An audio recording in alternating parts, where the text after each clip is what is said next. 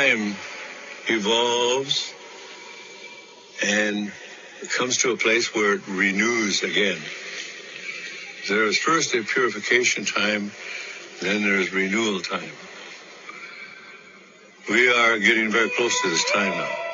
There are so many prophecies. The prophecies of the Holy Bible and the book of Revelation. That of Nostradamus, Edgar Cayce, and the list goes on. But the ones that aren't spoken enough about are those of the native people and the indigenous people, especially that of the Hopi and of the Lakota.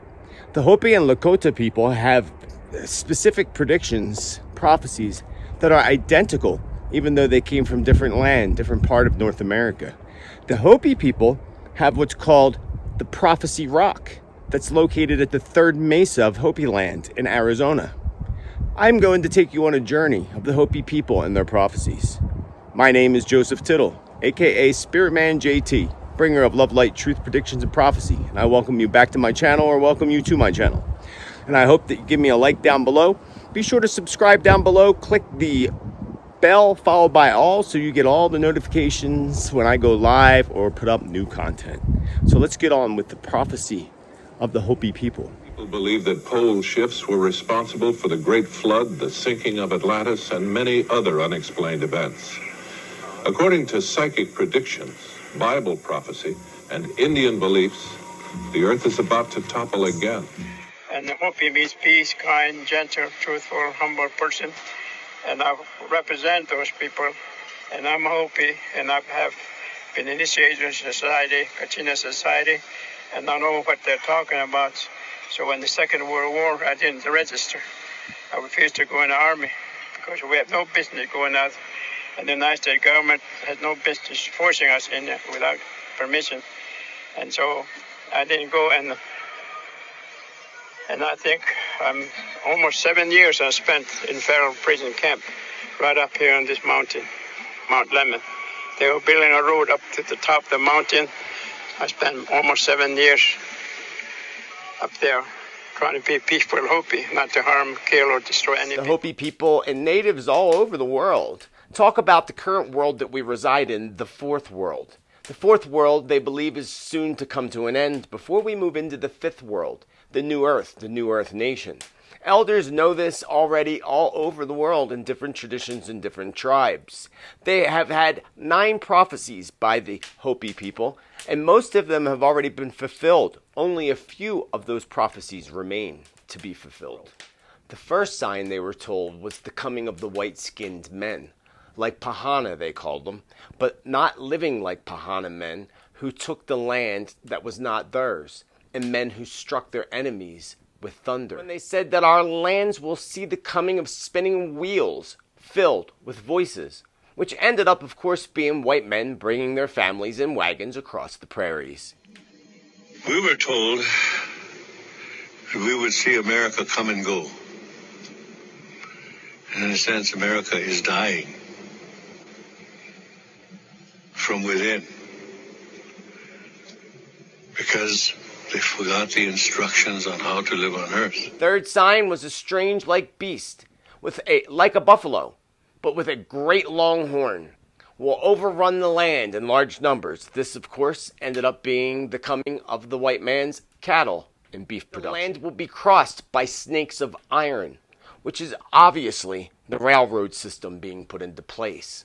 As we move to the fifth sign, the fifth sign will be that the land will be crisscrossed by a giant spider's web. We can see that very easily as being, telecommunication lines, phone lines, and electrical lines. The sixth sign is that the land shall be crisscrossed with rivers of stone that make pictures in the sun. That's the highway system, and mirages that we see in the distance when we're driving down those blacktop roads. The seventh sign will be that you will hear of the sea turning black and many living things dying because of it. This is also spoken about in the Holy Bible.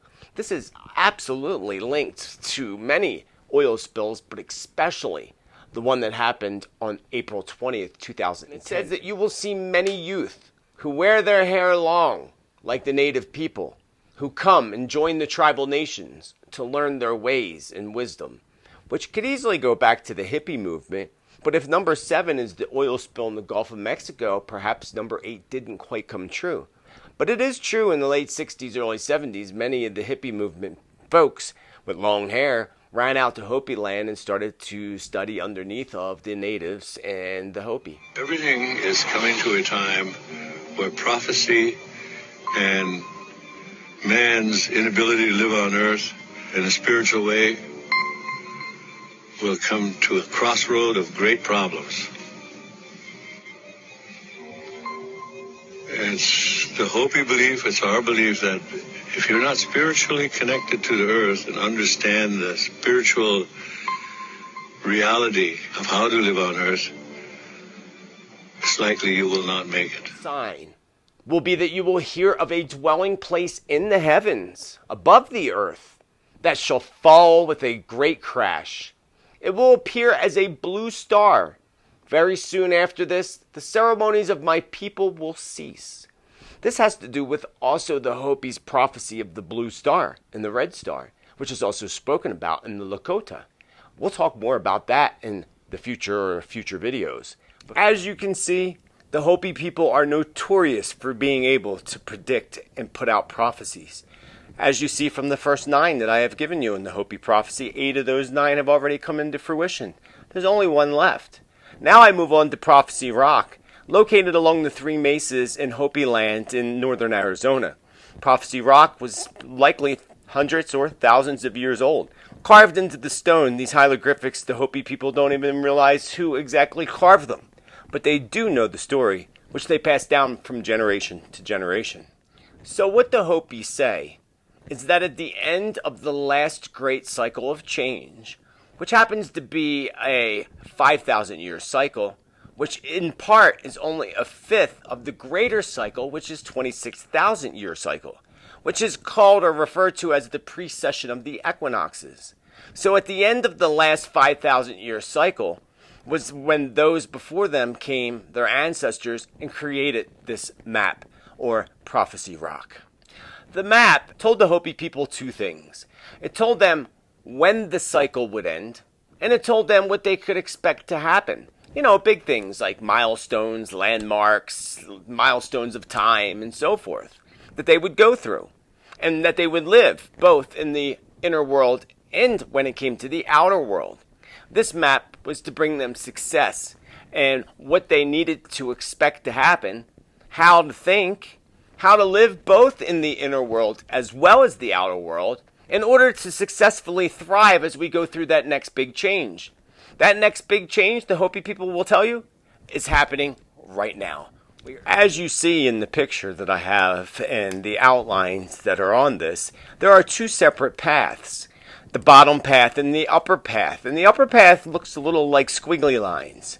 Let's refer to both the upper path and the lower path as 2 totally different destinations for humanity. The upper path, as you see the people outlined up above, the Hopi will tell you that their heads are not attached to their body. They will also tell you that that is humanity today, and how people are so detached from their bodies and from spirituality. And I think most of us, if not all of us, can agree on that. And as you look at the path, you can see that the path progresses and begins to change as you look further. The path looks smooth at first, and then it gets squiggly lined on that upper path. The lower path is pretty smooth, and you see an older gentleman in the hieroglyphics. We can tell they're elderly because, again, they're leaning over hunched and have a cane, which is a sign of actually an advanced age, not necessarily an elderly person, but an advanced time period. And that's what the lower path is showing us. We also know that food is plentiful because behind the elderly man is a stalk of corn that is growing, showing that food's abundance on this path, on this lower path, the path of spirituality. You don't see any evidence of any plants or any food on the upper path.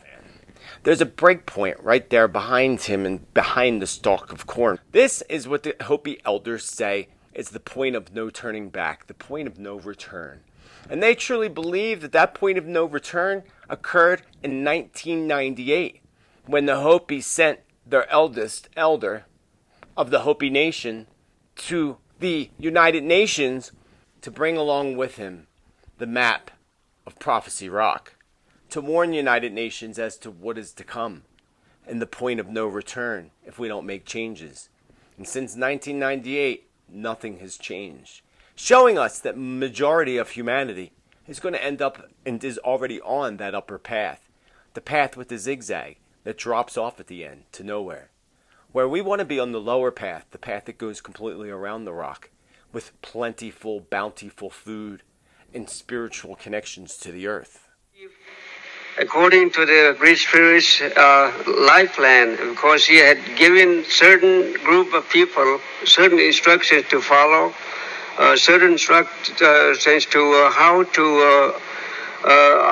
to pray and all that. But it seems so that all over this land, the people had forgotten the teachings of the Great Spirit, and they have gone away from it. Now we're all confused. Our life is corrupted again. We must go back to the spiritual road and live according to his instructions. Talking to you people here, this is not a political issue. This is a spiritual level that we are talking.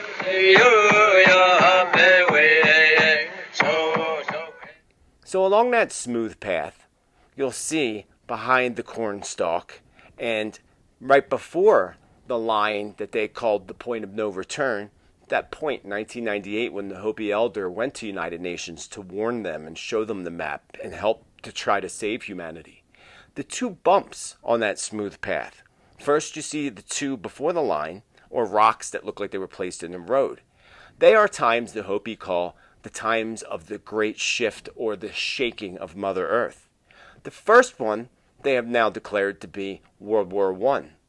The second one, World War II.